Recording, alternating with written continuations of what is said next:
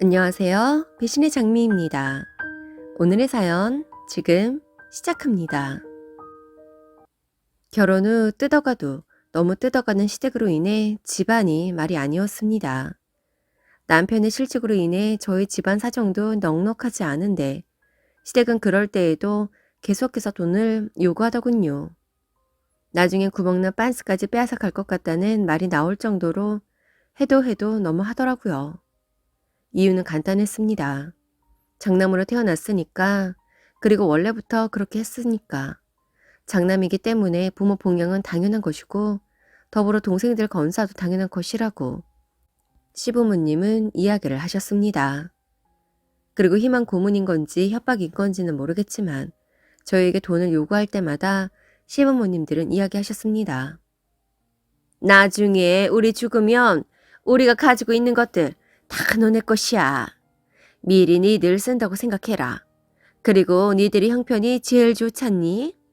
남도 도와주는 편에 형제들은 당연히 큰형이고 형수님인데 챙겨야지 않겠니? 그리고 니들한테만 이야기하는 건데 나머지 두 녀석 몫은 하나도 없어. 우리는 장남한테만 물려줄 생각이고 장남한테만 모든 걸 맡길 생각이야. 나중에 저것들 말 안 나오게 하려면 지금 이렇게 행동해야 하는 것이 맞다. 그래야 저것들도 나중에 칙소리 못할 거 아니냐. 안 그러니? 매일 저렇게 말씀을 하시니 나중에는 정말 궁금하더라고요. 물려주실 재산이 도대체 얼마나 되시길래 돈을 달라고 하실 때마다 저렇게 말씀을 하시는지요. 당연히 가장 큰 맏아들로서 어려운 동생들 보살피는 건 운명이라고 생각을 했습니다. 그런데 거미 엉덩이에서 거미줄 나오듯이 줄줄이 돈 쓸 일이 나오는데 나중에는 정신이 하나도 없더군요. 거지 근성 충만한 저희 시댁에 대한 이야기입니다. 저는 서울 시내에 와인바를 운영하고 있었는데 남편은 제 가게에 오는 손님 중 한 사람이었습니다. 말쑥하고 매너 좋은 남편과 한두 번 인사를 하고 가끔 술 한잔을 하게 되면서 저희는 서로에게 호감을 가지게 되었습니다. 그런데 이 남자가 분명 제게 마음이 있다는 것을 알겠는데 절대 먼저 고백을 하지 않더라고요. 참을성 없고 성격 급한 저는 남편에게 고백을 했고 남편도 수줍게 저의 마음을 받아주었습니다. 그렇게 저희는 사랑하는 사이가 되었습니다. 왜 고백을 하지 않았느냐 물어보니 남편은 본인 과거와 집안 사정 때문에 망설였다고 하더군요. 제가 결혼식장 앞에까지 갔다가 어그러진 적이 있었어요. 여자와 제 마음이 변한 건 아니었는데 좀 오해할 만한 일들이 생겨서 결국 결혼식을 취소했었거든요. 이혼을 한 것도 아닌데 굉장히 위축되고 자신감이 없어져 버리더라고요. 좋아하는 마음은 있었는데 내 주제에 무슨 이라는 생각이 많이 들더라고요. 그리고 저희 부모님이 좀 특이한 분들인데 아마 제가 결혼을 해도 지금까지 지원해드린 돈은 계속 받으시려고 생각을 하실 거예요. 사실 저 혼자 책임지면 될 것을 결혼해서 굳이 내 아내에게도 부담을 줘야 하나라는 생각이 드네요. 잘 생각하시는 게 좋아요. 저란 사람 환경이 그다지 좋은 편이 아닙니다.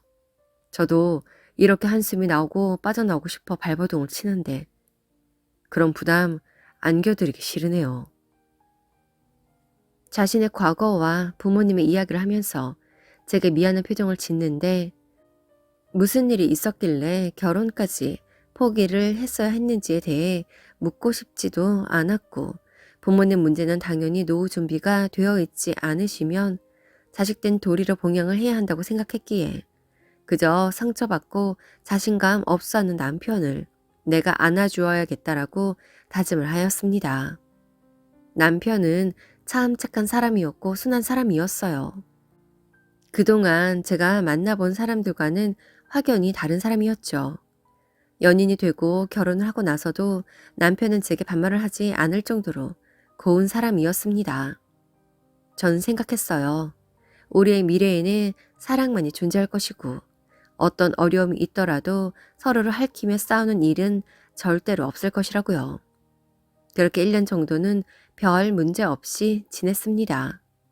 시부모님한테 들어가는 생활비 정도는 충분히 감당이 되었고 동생과 아가씨 가끔 문제 일으켜 돈으로 막아야 하는 경우들 생겼지만 자주 있는 일 아니니 그러려니 했습니다. 애초에 결혼을 할 때 아이를 가질 생각이 없었기에 부모님께 할 도리를 하며 저희 부부끼리 알콩달콩 살았었지요. 그런데 조금씩 시부모님의 간섭과 경제적인 의지가 커지게 되면서 저희 부부 사이에도 문제가 생기기 시작하더군요. 처음엔 시아버지 차량 문제였습니다. 시어머니 친구분의 아들이 결혼을 하는데 여자 측에서 혼수로 차를 해왔다고 하더군요. 그 말을 하시면서 10년이나 된 차를 끌고 어디 지방이라도 내려가려면 목숨 내놓고 가야 한다는 말을 주구장창 하시더군요. 귀에 인이 박히도록 말씀을 하셔서 결국 안전한 차로 한 대 뽑아 드렸는데 시아버지 연세가 있으셨기에 3년 정도만 타시고 저희에게 차를 양도해 주시는 조건으로 해드렸지요. 3년이 지나자 저희에게는 이런 방구 의논도 없이 그 차량은 시동생에게로 가더군요. 그때도 아무 말 하지 않았습니다. 남편도 저도 사정이 있겠거니 생각을 했거든요. 그리고 남을 준 것도 아니고 동생에게 주신 건데 맏형으로서 다시 뺏어올 수도 없고 어쩔 수 없었으니까요. 그런데 어느 날 안타깝게도 남편이 일을 하다가 손가락을 다쳐 병원에 입원을 하게 되었습니다. 남편은 생산지 관리자로 일을 하는 사람이었는데 신입 교육을 하다가 큰 일을 당하고 만 것이었죠. 다행히 잘려진 부분을 빠르게 수습을 해서 봉합을 할 수는 있었지만 당분간 일을 하는 건 불가능해 보였어요. 그래도 제가 가게를 운영하고 있었기에 근근히 버티기는 했지만 생각 외로 남편의 재활의 시간은 길어져만 갔습니다. 결국 저는 결단을 내릴 수밖에 없었어요. 다시 위험한 현장에 남편을 내몰기보다는 제 가게 직원을 내보내고 대신 남편과 같이 일을 하기로 했죠. 남편과 결혼을 하면서 처음 남편이 이야기했던 대로 시댁의 생활비도 책임져야 했기 때문에 어쩔 수 없이 내린 결정이었습니다. 남편과 둘이 벌 때는 그다지 부담이 되지 않았는데 저 혼자 버니 시댁의 경제적인 지원을 하는데 조금 버겁더라고요. 직원 월급이 줄어드니 그 돈으로 시댁 생활비는 감당할 수가 있기에 차라리 이게 잘 되었다 생각을 했습니다. 하지만 이해할 수 없는 건 남편이 입원을 했을 때도 시부모님은 전화 한 통으로 안부만 전하셨고 동생들도 마찬가지로 바쁘다는 핑계로 병원에 한 번도 얼굴을 보이지 않더군요. 아픈 사람 앞에서 섭섭한 티를 낼 수도 없고 장남이라는 책임감과 부담은 다 주시면서 그에 합당한 대접은 안 해주시는 분들이구나라고 혼자 생각을 했었지요. 그런데 어느 날 시부모님이 거의 울 것 같은 얼굴을 하시고는 저희 가게로 찾아오셨습니다. 한참을 뜸을 들이시더니 이야기를 하셨는데 바로 아가씨가 임신을 했다는 것이었습니다. 집안 사정이 안 되니 결혼식은 무리라고 했지만 아가씨는 임신한 상태인데 결혼식까지 못하는 건 자기 인생을 너무 함부로 취급하는 거 아니냐고 시부모님께 따지고 들었다고 하더군요. 결혼식을 차려달라는데 너도 알다시피 우리가 돈을 많이 모아둔 건 아니잖아. 그래서 사정 이야기를 했어. 오빠도 지금 회사 관두고 언니도 직원 한 명 내보내고 둘이 같이 일을 하고 있어서 여유가 안 된다고 해도 애가 결혼식을 해야 한다고 난리를 치는구나. 만일 결혼식 안 해주면 자기는 평생 무시당할 거라고 하는데 내가 속인 말이 아니다. 그래도 어쩌겠니? 오빠가 되어서 동생이 결혼식장에도 못 들어가 보고 살림 차리는 걸 보는 건 좀 그렇지 않겠니? 이번에 회사 관두면서 퇴직금 받은 거 있지 않니? 급한 대로 그걸 좀 융통했으면 좋겠어. 인생에 결혼 2번 하는 것도 아니고 1번 하는 건데 하나밖에 없는 동생 그렇게 초라하게 보내선 안 되지 않겠니? 내가 이렇게 부탁할게. 가뜩이나 결혼을 함과 동시에 시댁의 경제적인 지원까지 떠안게 된 상황이라 항상 남편은 제게 미안해하고 죄스러워했었고 게다가 다치는 바람에 일까지 관둔 마당에 동생의 결혼식 비용까지 대주어야만 하는 상황이 오니 남편은 정말 미안해했을 거예요.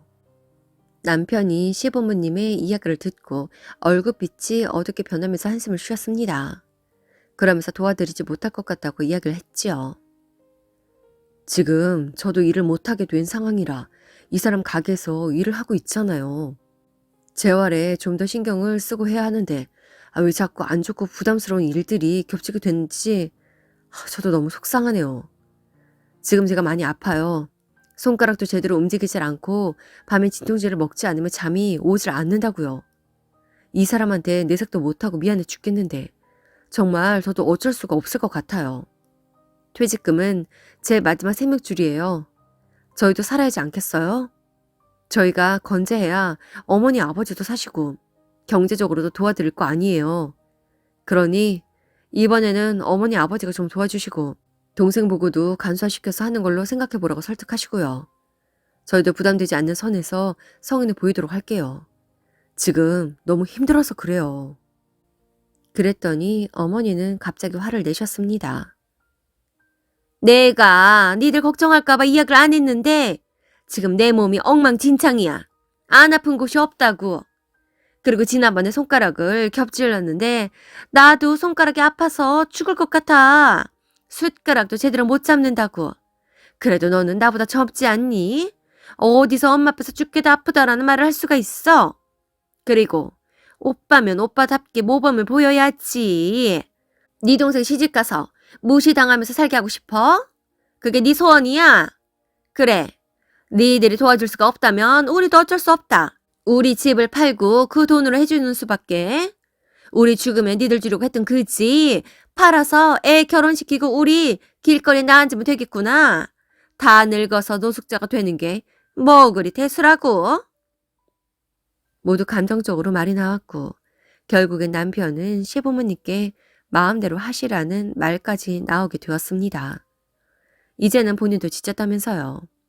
사실 남편은 고등학교 때부터 아르바이트를 시작해서 시부모님들께 생활비 지원을 해드렸다고 하더군요. 시댁이 엄청 가난하거나 생활 자체가 안 되시는 건 아니었는데 장남이기 때문에 장남이 먼저 본을 보여야 동생들도 따라온다고 그렇게 하셨다고 하더군요.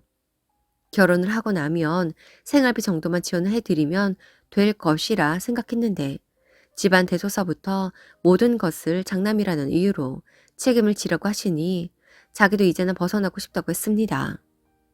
남편과 시댁은 날이 설 대로 선 채로 서로를 비난하고 원망하기 바빴고 그 중간에 있는 저는 참 마음이 좋질 않더라고요. 좋은 게 좋은 것이니 이번만은 도와드리자 이야기를 했는데도 남편은 고개를 저을 뿐이었습니다. 그동안 나 정말 열심히 했어. 항상 장남이라는 이유로 동생들 건사했고 부모님 당연히 봉양했고 고등학교 때 배달 일도 했고 대학 때부터 알바다 주식이다 하면서 돈이 생길 때마다 항상 갖다 바쳤다고. 그게 당연한 건 줄 알았고 그렇게 살아야 하는 건 줄 알았는데 나도 너무 지쳐. 나한테 남은 게 뭐야? 자세히 들여다보니 난 지금 빈 껍데기밖에 없더라고. 그리고 내가 혼자 몸도 아니고 결혼을 해서 한 가정을 꾸리고 사는 사람인데 나도 좀 살아야 할 거 아니야? 부모님이 돈이 없으신 것도 아니야. 돈이 있으시면서 나한테 책임을 전가하시는 거라고. 항상 그러셨어. 장남이니까 그래야 한다고. 이런 게 장남의 역할이라면 정말 이제는 그만하고 싶어. 나도 너무 지긋지긋해. 남편은 제게 울며 호소를 하다가 그만 감정이 격해져서 식탁을 내리쳤는데 그만 다친 손을 내리치고 말았어요. 다음 날 되니 남편의 손은 퉁퉁 부어버렸고 저는 가게 문을 열어야 했기에 남편 혼자 병원을 보내었습니다. 그런데 가게에 나가보니 시어머니가 서 계시더라고요. 아침에 웬만하면 가게 문을 남편이 여는데 아마도 시어머니는 남편을 기다리신 듯 했어요. 어머니는 저를 보자마자 놀라셨고 저는 가게 문을 열고 시어머니를 안으로 모셨습니다. 차를 한 잔 대접한 뒤 무슨 일로 아침부터 오셨냐고 여쭈었어요. 시어머니는 단단히 화가 나신 채로 이야기를 하셨습니다. 사실 오늘 아범 얼굴 보려고 왔는데 네가 와서 좀 당황했다. 어차피 너한테도 이야기하려고 했던 거였으니까 내 이야기하마. 네가 아범한테 그렇게 하지 말라고 했니?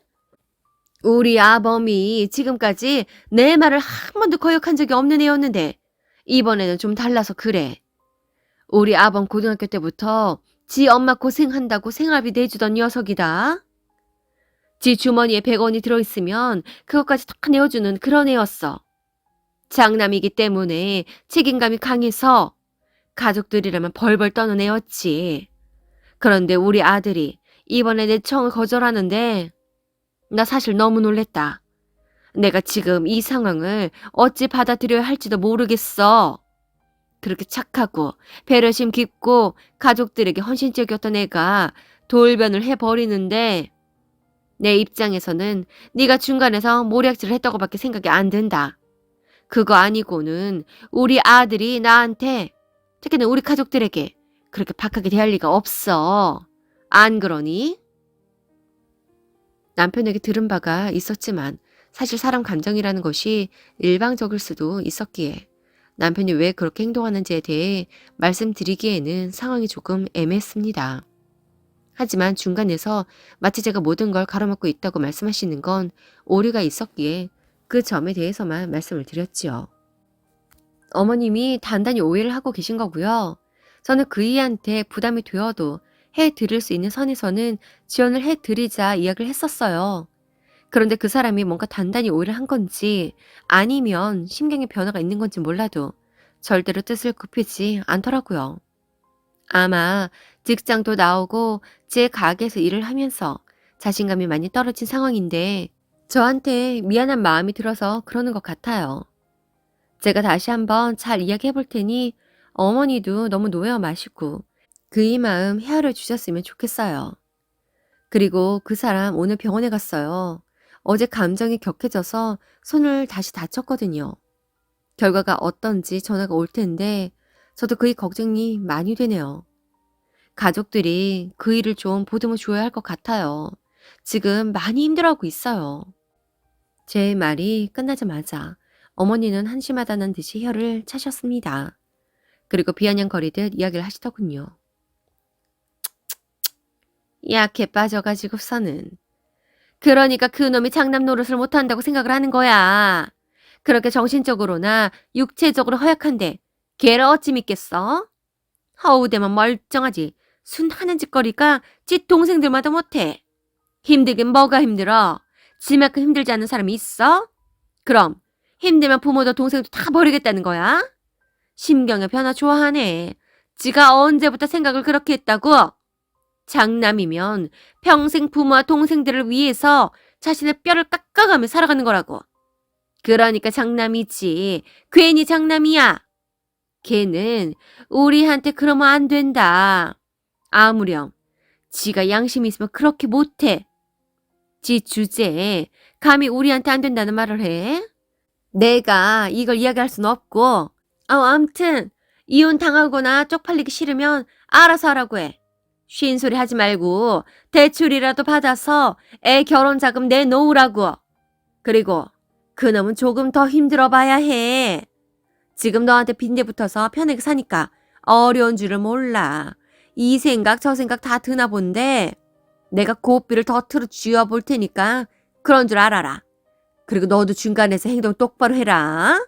나중에 우리 재산 조금이라도 물려받고 싶으면 너도 행동거지 똑바로 하는 게 좋을 거야. 알겠어? 아무리 시어머니여도 내 남편을 업신여기고 무시하는 말을 하니 순간 저도 감정이 확 올라오더라고요. 애써 참으려고 애를 써봤지만 점점 남편이 불쌍했고 이 집에서 장남이라는 이유로 여기저기 뜯어먹기만 한 사람이구나 라는 생각이 들었습니다. 시부모님과 남편의 동생들은 당연했던 것이었어요. 그 누구도 남편에게 고마운 마음을 가지는 것 같지 않았고 오직 장남이기 때문이라는 말을 하면서 남편에게 책임감만 안겨주는 것 같았습니다. 그에 합당한 대우는 전혀 받고 있는 것 같지 않았어요. 전날 밤 남편이 왜 식탁을 내리쳤는지 지긋지긋하다며 왜 자기 옷을 쥐어뜯었는지 어머니의 이야기를 듣고 대략 눈치를 챌 수가 있겠더라고요. 정말 차별이 심하시네요.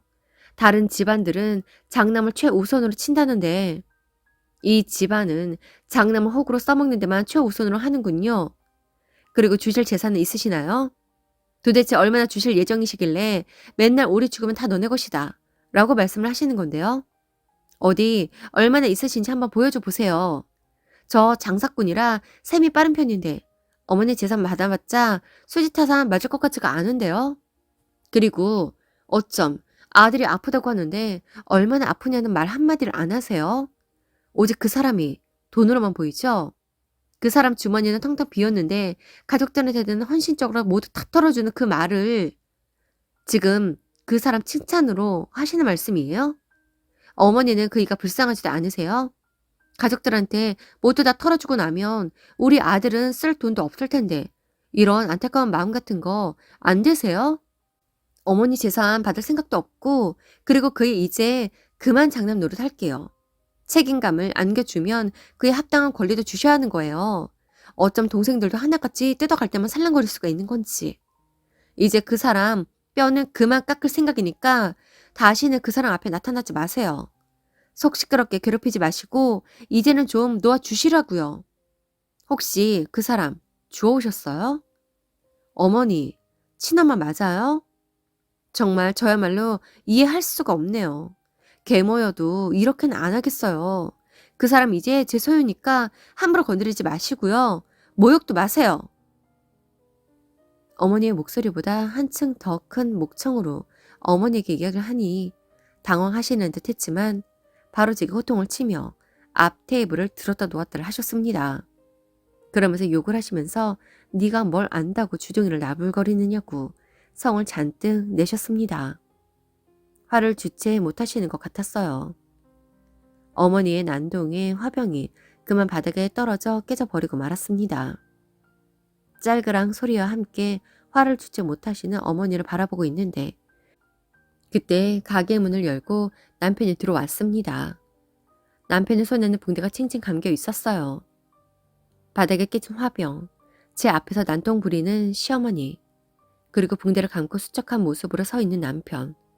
순간 눈물이 왈칵 쏟아졌습니다. 감정이 너무 격해져서 대성통곡을 했네요. 남편은 여러 말 하지 않고 시어머니를 붙잡더니 이제 그만 가시라고, 이 정도 하셨으면 이제 그만하실 때도 되었다고 하면서 차분하게 이야기를 했고 그리고 연락을 드리기 전까지 당분간은 찾아오지도 전화하지도 말라고 하더군요.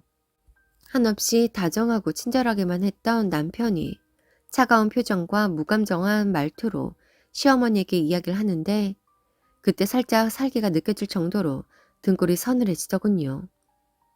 왜 저렇게 시부모님이 남편을 홀대했는지 후에 알 수가 있었습니다. 사실 남편은 시부모님의 친자가 아닌 입양된 아들이라고 하더군요. 시어머니는 결혼 후 아이가 생기지 않는 이유로 시집살이를 호되게 하셨다고 합니다. 무슨 방법을 써도 아이는 생기지 않았고 결국 시할머니에게 내쫓기셨다고 해요. 그때 시부모님은 한 가지 묘안을 생각해 내십니다. 절대로 해선 안 될 일을 벌리고 마시지요. 내쫓기든 나오신 1년 뒤 시부모님은 난자아이를 안고 시할머니를 찾아가십니다. 아이를 낳았다고 거짓말을 하신 뒤 입양을 하신 거였습니다.